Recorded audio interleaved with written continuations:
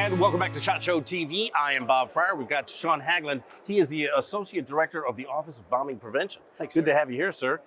You say Office of Bombing Prevention. My first thought obviously goes to a World Trade Center or Oklahoma City or something like that. But your office is much more involved in all kinds of things. It's not just preventing the bombing as it's on that day. It's well before that, correct? That is correct, sir. Okay. Yes, sir. The mission is complex.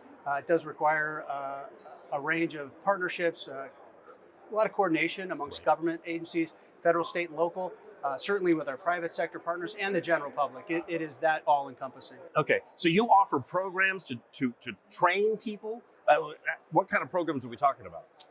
So it's a great question. A lot of what we focus on is that training and awareness piece. We trained about 28,000 people last year, and those could be members of law enforcement. They could be security staff at sporting events or large public gatherings. It could be the general public. And really, it's just to raise awareness of the types of things that one could indicate a potential attack is coming, but also how to mitigate the consequences of attack, how to harden your facility, harden your event, how to take the right protective actions in case a bombing does occur. Okay, yeah, so you've got eyes all out there as you're training these people. What is it that you want them looking for? Maybe someone buying something or using something, you go, why would this person be stockpiling all of this? So that you can see something coming well before the day of. Right, so that's a great question. And one example I'll give is our bomb making materials awareness program. Yeah. That's where we partner with private industry, point of sale retail locations that might sell explosive precursor chemicals, for instance,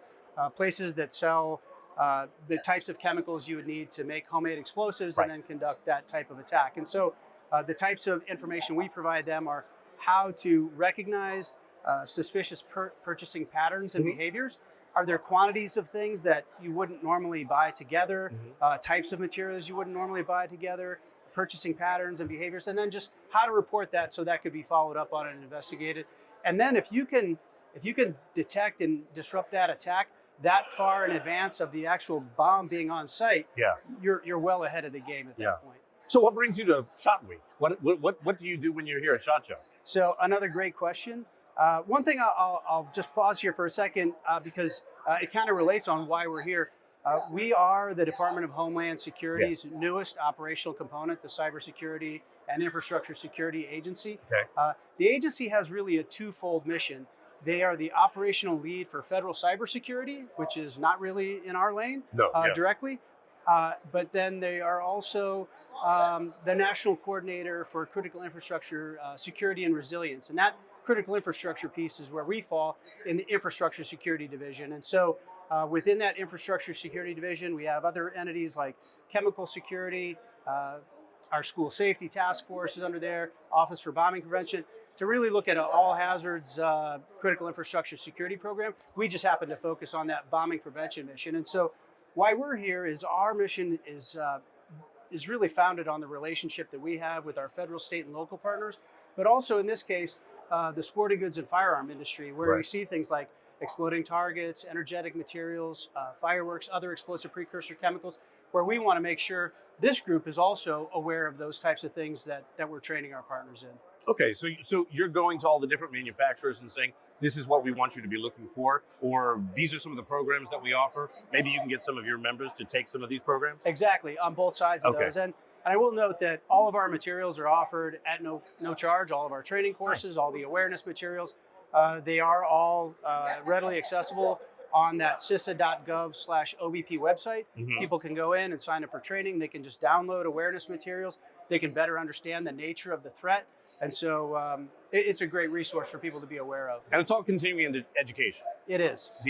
Well, all the courses are accredited, so they do award continuing education units for professionals who are trying to maintain a professional certification or meet certain training requirements to maintain their position. So you're saying you're one of the newest, the formation of Homeland Security here. I would imagine, what was the impetus for the formation? Was it one of the bombings in Oklahoma City or the... I would say it's twofold, really.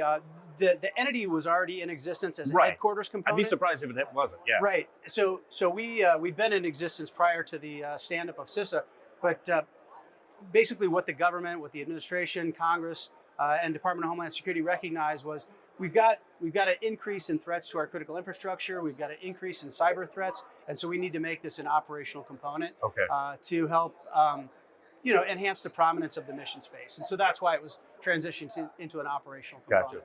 Sean, if someone's watching this and they want to maybe get in touch or take advantage of some of these courses that you're offering, how would they go about doing that? Certainly. Again, the CISA.gov/OBP website is that one-stop shop to reference all our training, awareness materials, our technical assistance. If people need kind of a more robust look at their preparedness, maybe for a special event, a large public gathering, all of that is available through that website. Do you have a booth here at We certainly do have a booth, and we are at